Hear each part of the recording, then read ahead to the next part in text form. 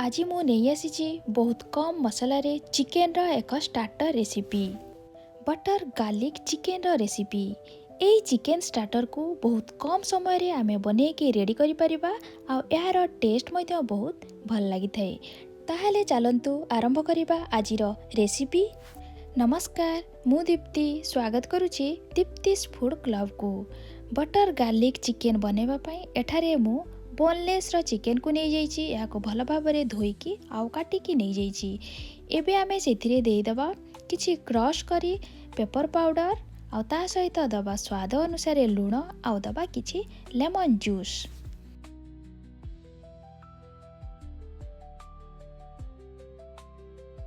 ए सबु को दे सारा परे एबे याको आमे भल भाबरे एभଳି भाबरे गोळेई नेबा आउ याको एभଳି भाबरे गोळेई सारा परे कवर करी किछि समय पई रेस्ट पई छाडी देबा।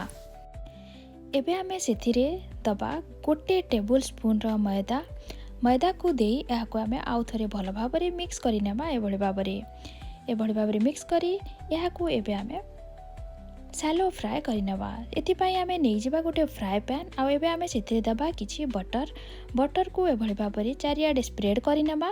आउ एबे आमे आगरु कोटेड करी रखिथिबा चिकेन को एथिरे आमे देई दबा। चिकेन को एबे आमे हाई फ्लेम रे गोल्डन ब्राउन कलर हेबा पर्यंत 4 रु 5 मिनिट दुही साइड रु भल भाबरे कुक करी नेबा। एबे आपण माने देखि पारुथिबे चिकेन रो कलर चेंज होई गलानी आउ एहा भल भाबरे सिझी मध्य गलानी। एही स्टेज रे आमे एहा को गोटे प्लेट रे बाहर करी नेबा आउ एहा को आमे रखि देबा साइड रे। एबे आमे जिबा तार नेक्स्ट प्रोसेस को बनेबा बटर गार्लिक चिकेन रो सॉस को बनेबा पई एबे आमे नै जिबा सेही सेम पैन एबे गरम अछि। एबे आमे सेथिरे ऐड कर देबा किछि बटर को आमे मेल्ट हेबा पर्यंत छाडी नेबा। एहा हल्का मेल्ट हो गला परे एबे आमे सेथिरे देबा 3 रु 4 टेबल स्पून एभଳି भाबरे गार्लिक बा रसुण को चॉप करिकी। एबे एहा को आमे किछि समय पई एभଳି भाबरे फ्राई करि नेबा। आउ एबे आमे सेथिरे देबा किछि पानी। एठारे मु गरम पानी को नेछि। आपण चाहिले जदि आपण को पाखरे अछि किछि वेजिटेबल स्टॉक बा चिकेन स्टॉक आपण ताहाको मध्य नै परिबे।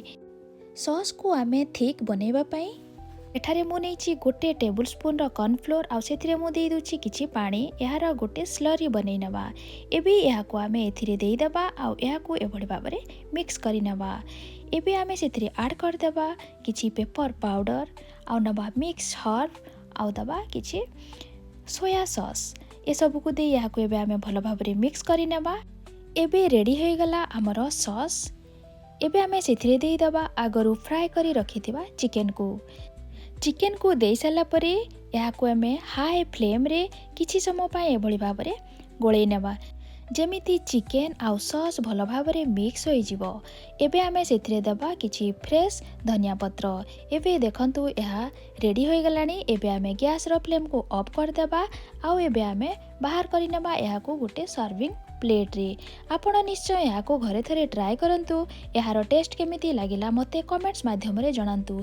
चैनल ले नुआ अछंती चैनल को सब्सक्राइब करंतु। सब्सक्राइब कला परे साइड रे थिबा बेल आइकन को प्रेस करंतु जहा फल रे मो न्यू रेसिपी रो नोटिफिकेशन आपण पाई परिबे।